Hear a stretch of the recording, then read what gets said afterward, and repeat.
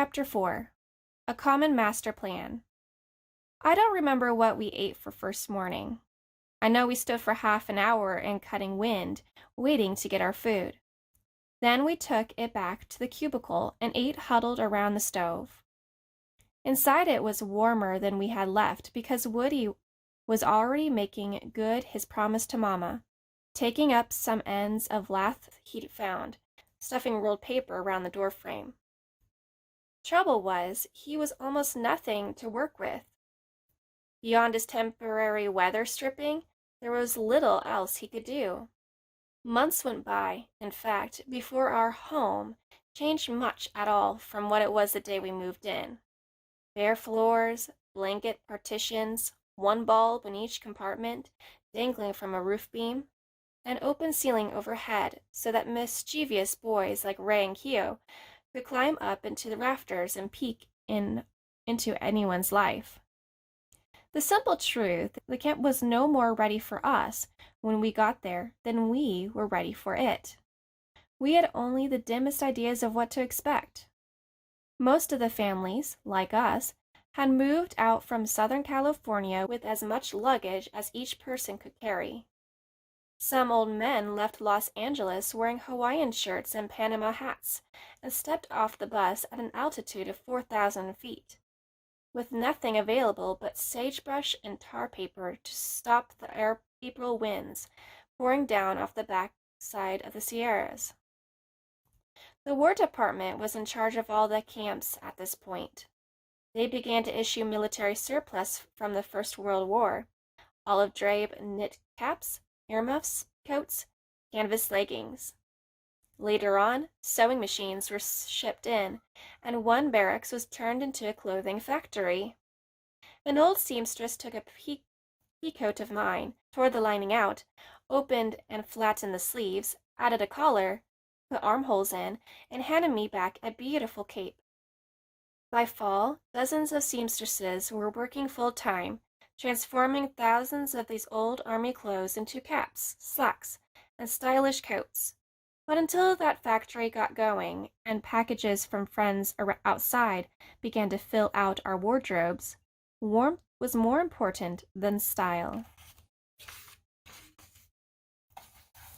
I couldn't help laughing at Mama walking around in her army earmuffs and a pair of wide-cuffed khaki-colored wool trousers, several sizes too big for her.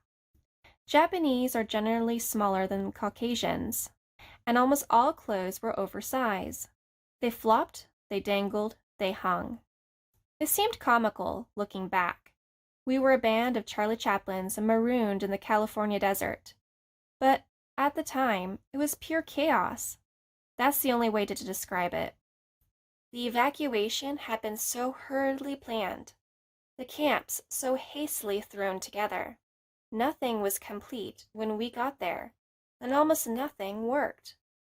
I was sick continually, with stomach cramps and diarrhea. At first, it was from the shots they gave us for typhoid, in very heavy doses and in assembly line fashion. Swab, jab, swab. Move along now. Swab, jab, swab. Keep it moving. That knocked all of us younger kids down at once, with fevers and vomiting.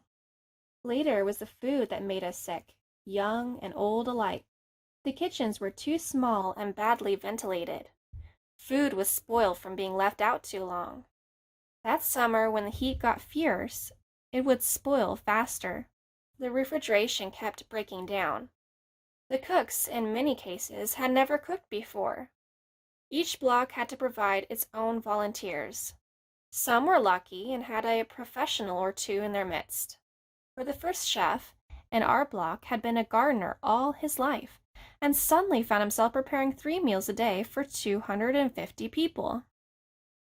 The Manzanar runs became a condition of life, and you only hoped that when you rushed to the latrine, one would be in working order. That first morning, on our way to the chow line, Mama and I tried to use the women's latrine in our block. The smell of it spoiled what little appetite we had. Outside, men were working in an open trench up to their knees in muck, a common sight in the months to come. Inside the floor was covered with excrement, and all 12 bowls were erupting with a row of tiny volcanoes. Mama stopped a kimono-wrapped woman stepping past us with her sleeves pushed up against her nose and asked, "What do you do?" "Try block 12, the woman said, grimacing. "They have just finished repairing the pipes." It was about 2 city blocks away. We followed her over there and found a line of women waiting in the wind outside the latrine. We had no choice but to join the line and wait with them. Inside, it was like all the other latrines. Each block was built to the same design, just as each of the 10 camps from California to Arkansas was built to a common master plan. It was an open room over a concrete slab. The sink was a long metal trough against one wall with a row of spigots for hot and cold water. Down the center of the room, 12 toilet bowls were arranged in 6 pairs, back to back with no partitions. My mother was a very modest person, and this was going to be agony for her, sitting down in public among strangers. One old woman had already removed the problem for herself by dragging in a large cardboard carton. She set it up around one of the bowls like a 3-sided screen. Oxydol was printed in large black letters down the front. I remember this well because that was the soap we were issued for laundry. Later on, the smell of it would permeate these rooms. The upended carton was about 4 feet high. The old woman behind it wasn't much taller. When she stood, only her head showed over the top. She was about Granny's age. With great effort, she was trying to fold the sides of the screen together. Mama happened to be at the head of the line now.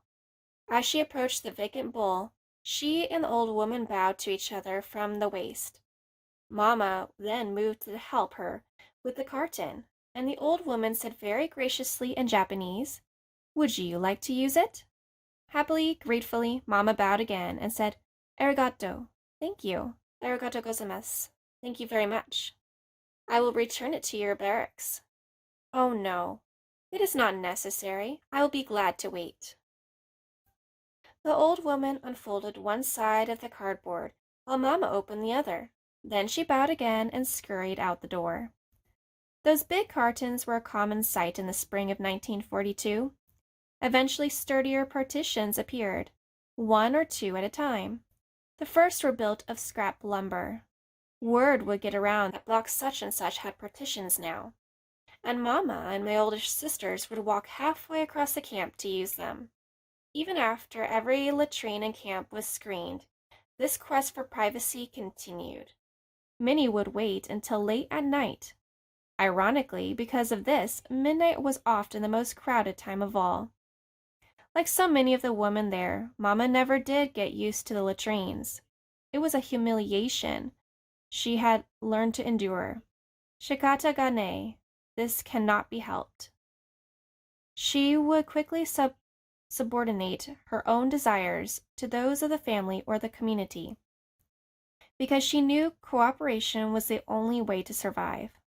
At the same time, she placed a high premium on personal privacy, respected it in others, and insisted upon it for herself. Almost everyone at Manzanar had inherited this pair of traits from the generations before them who had learned to live in a small, crowded country like Japan.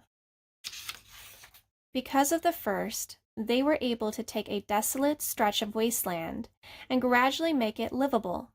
But the entire situation there, especially in the beginning, the packed sleeping quarters, the communal mess halls, and the open toilets, all of this was an open insult to that other, private self, a slap in the face you were powerless to challenge.